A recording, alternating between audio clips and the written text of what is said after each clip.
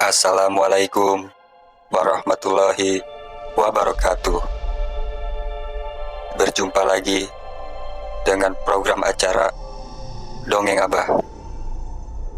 Kali ini Abah akan menceritakan sebuah cerita misteri yang Abah beri judul Tersesat di Alas Roban.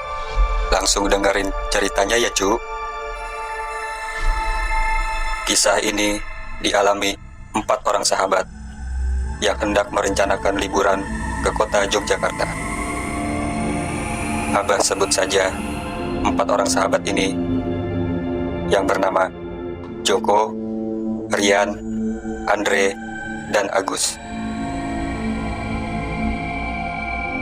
Pada hari itu, mereka berkemas menyiapkan keperluan untuk keberangkatan menuju kota Yogyakarta esok pagi. Mereka berencana berangkat menggunakan mobil milik Rian.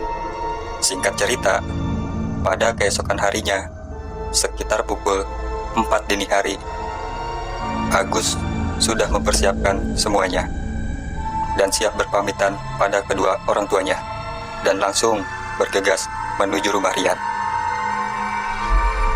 Sesampainya di sana, ternyata Joko dan Andre sudah berada di rumah Rian, dan Rian langsung bersiap memanaskan mobilnya. Dan sekitar pukul 5 pagi, mereka pun berangkat menuju Jogja. Untuk menghindari rasa kantuk, Rian pun selama perjalanan memutar musik. Di sela perjalanan, mereka pun bersenda gurau agar supaya di antara mereka tidak ada yang bermuram durja. Bro, kira-kira bisa nggak kita sebelum gelap udah lewat Alas Roban? Tanya Joko. Kayaknya nggak bisa deh, kondisi jalan macet begini, sahut Rian. Udah, sabarin aja, niat kita kan liburan, itu kata Andre. Iya, kita bawa happy aja bro, jawab Agus. Tahu gak Yan, Alas Roban lumayan ngeri, kata Joko yang duduk di kursi depan di sebelah Rian yang lagi menyetir. Ya, kabarnya sih begitu, jadi ngeri gue. Apa kita lewat selatan aja, ujar Rian. Kita udah ada di jalur Pantura bro, kalau lewat selatan harus muter lagi, jauh pula, tangguhlah, kata Agus. Ya udah, kalau gitu kita lanjut aja, ucap Rian. Singkat cerita, hari sudah mulai sore. Pukul 17.30, mereka pun sudah memasuki Alas Roban. Bro, kita istirahat dulu, sambil nunggu waktu maghrib, kita ngopi-ngopi aja. Kita sholat maghrib dulu, baru kita lanjut lagi nanti, ucap Andre. Tak lama pun mereka menepi di sebuah warung. Mereka pun ngopi-ngopi sejenak di warung tersebut. Singkat cerita, waktu maghrib tiba dan mereka pun ibadah sholat maghrib. Selepas sholat, mereka langsung bergegas untuk melanjutkan perjalanan melintasi kawasan Alas Roban. Sekarang lu yang nyetir ya Gus, nanti gantian, ujar Rian. Lu, gue ngeri jalanannya kelok-kelok Yan. Udah, gak apa-apa, gue capek, ketimbang ada apa-apa.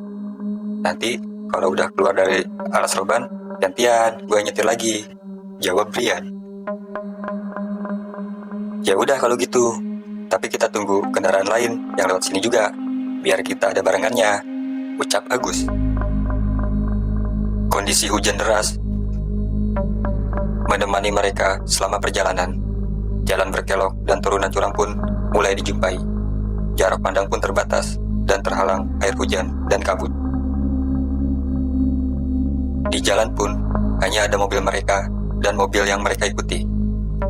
Gus, jangan nyalip ya, kita ikuti mobil itu dari belakang aja, ucap Rian.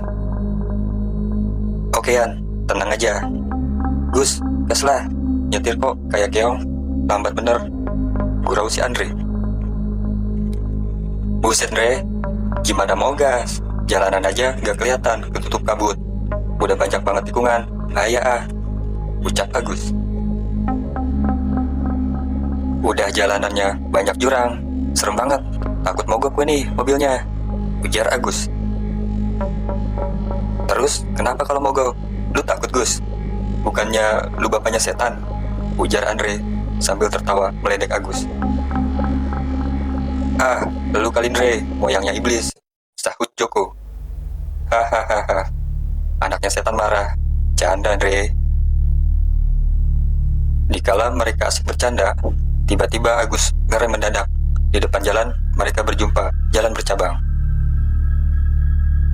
Dan anehnya, mobil yang mereka ikuti sudah tidak ada di depan mereka.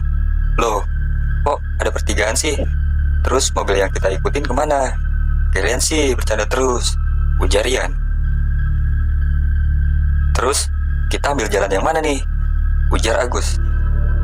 Ya udah, kita ambil kanan aja gimana? Kata Rian.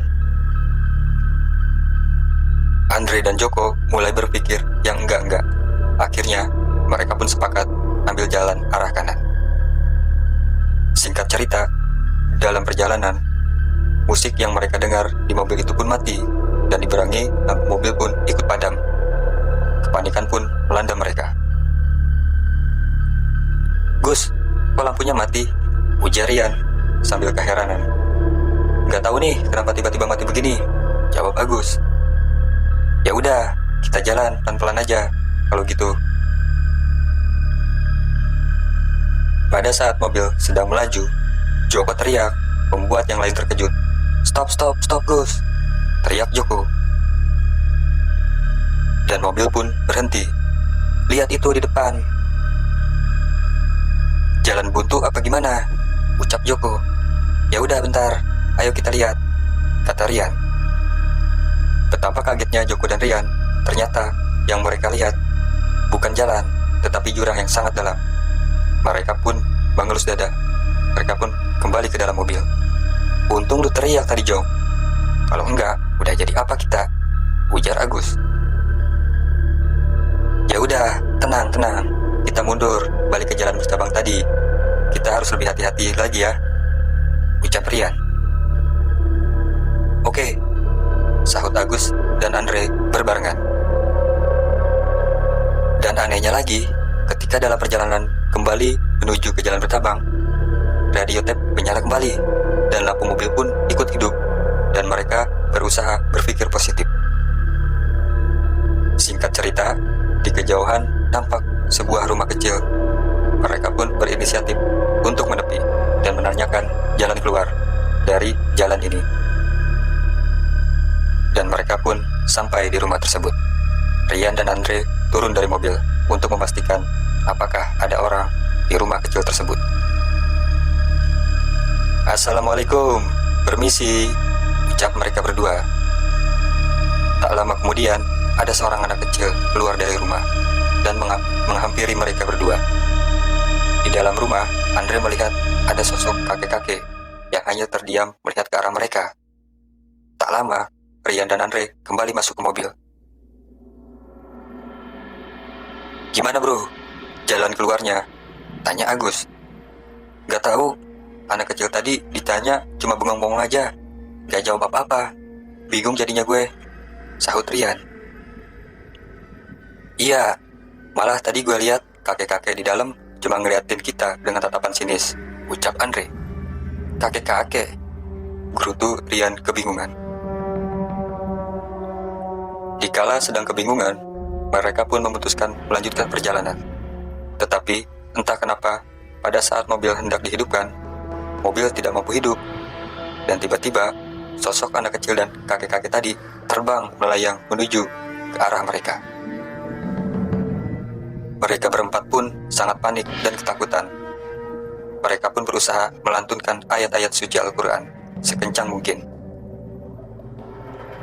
Dan tidak lama, sosok tersebut menghilang di tengah kegelapan malam.